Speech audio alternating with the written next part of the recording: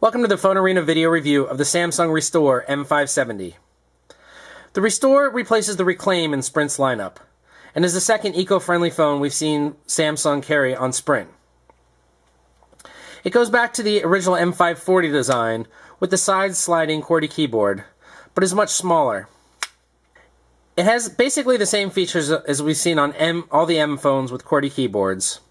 That would be a 2-megapixel camera, which we find on the back, QVGA display, this time clocking in at 2.66 inches, EVDO Revision 0, and Sprint's one-click interface, which was originally launched back on the M540 RANT. One of the new features is this Optical Trackpad, like we've seen on Blackberries. One of the things we don't like about it, though, is that you can't change the settings for sensitivity like you can on the Blackberry, and that means sometimes it's a little hard to be precise.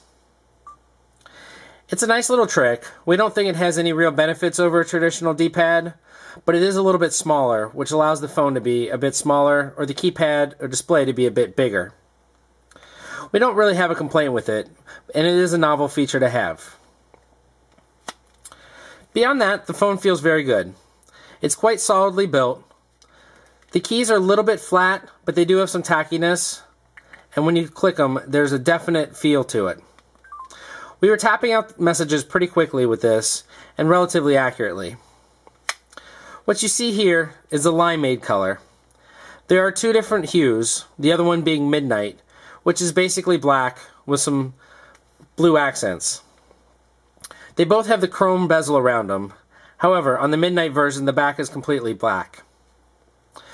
Taking off the back is one of our complaints about the phone. You have to get your nail under here and really apply a lot of pressure. We've gotten better at it, but the first few times we pulled it off, the battery came with it because we had to pull so hard. It's definitely something that takes a little getting used to. Underneath the back, you'll find the micro SD slot. It ships with a 2 gig card, which is a good size for a mid-tier phone. While you don't have to remove the battery, as we just said, removing the back is a pain, so we wish it was a little bit more accessible. Another oddity is the micro USB charging and data port is at the top of the phone. Something we can't think of the last phone we saw like that. Still, not a big deal though.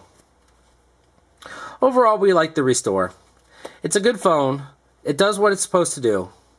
The styling's nice, as is the build quality, which we've come to expect from Samsung.